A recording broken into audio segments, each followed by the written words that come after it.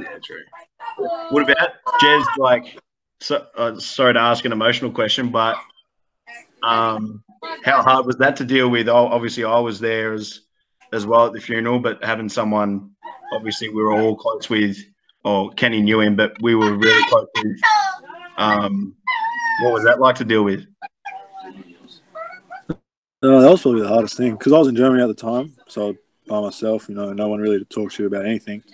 But the worst thing was that, and like whenever we saw him, he was just always so happy and like upbeat and like nothing really bothered him. So, the toughest thing was hard. The toughest thing for me was to hear how he passed away. That was the toughest thing for me. Like he chose to go. So that's like it's still stuck with me today. We just saw Brandon Molina like the other day, and it's always emotional when you have to talk about him. Yeah, I mean, I think we've all been through it, all three of us. I know Kenny, we've been through it when we were up at the sunny coast and stuff, some mental stuff, like how important, obviously, like I said, you've been through it. How important, like a priority is that for you guys, for you now to look after your health and stuff like that? Yeah, huge. It's bigger than anything, really. Like, and it puts things into perspective. Like basketball's not the all and end all kind of thing. You kind of when you realize that, like, you gotta enjoy your life as well. You can't just be grinding every single day, all day, and expect to be happy. Like, you got to take time. It's been tough. I definitely had my time, especially in Brisbane. I had some pretty tough times, like just mentally. I think everyone goes through it, obviously, but I think you need to sometimes go through that. But yeah, I don't know. I didn't realize how important it was until I went pro. You start to, go through those struggles. And I don't think many people realize, like, outside of professional basketball, how hard it is, like, mentally. I think, like, keep talking. It's way harder mentally than it is physically. Yeah, so I know it's tough. And how do you deal with that stuff? Obviously, Will, have you been through that sort of stuff? Like, I know we have, but how hard is it to deal with, especially when you're in another country or you're in a place when you're sort of on your own and stuff like that? What I do, I'll just try to keep myself busy. When you're isolated and by yourself, you kind of tend to think about those things. So, like, after Jeremy went, when I came back, I didn't really spend much time at my own house. Or if I did, one of my teammates was always with me. But, that was probably the toughest period of my life. But, like, the thing people don't get is, like, we don't want to be seen as just basketball players. Like, we want to be seen as more than that, like an actual person.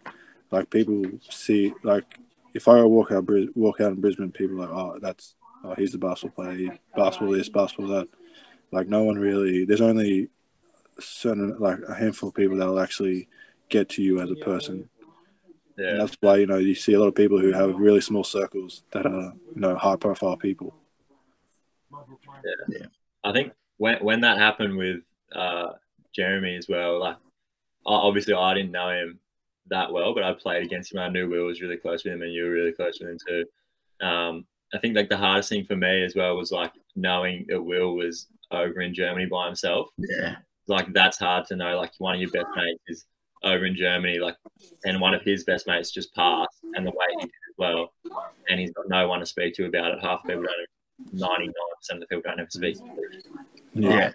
That's a tough thing to kind of think. So I made sure I was, like, checking up on him, even though he fucking hates to talk and never talks to anyone. Accurate. Yeah, but yeah, I think it's important to talk to your mates and actually talk about things, get it out verbally, not just bottle it up and stuff. Yeah, like, a lot of people don't know that me and Kenny have actually had a lot of those kind of deep conversations. Like, a lot of people will see us out and we're just talking shit. Like, I'd probably say 100% of the time. But, like, there's been a lot of times where me and Kenny, like, especially when he was in Brisbane, or when I think it was just after he left, like, we had a lot of, like, conversations like that, just, like, put everything into perspective for us. Yeah, I think the biggest thing is, like, surrounding yourself with good people too. Like, that gets you through. Like, obviously talking, but obviously we know as guys, like sometimes people don't want to talk, but when you're around good people, you can kind of hide it. Like, you know, me and Kenny always say, lucky we were around each other at Sunny Coast, because that was tough times. And then when I moved back to Brisbane and I was around my other close mates and family and stuff, it all changed for me. And then being in a good situation like Logan, which was a completely different environment, as you know, Kenny, to the Sunshine Coast, was completely different. But yeah, like how important is that just to surround yourself with good people? Obviously, you guys have been around both sides. I'm sure you've been around some bad people that have had bad impacts on your lives and careers and stuff like that. But how important is that side? Yeah, no, it's huge. I mean, it's everything.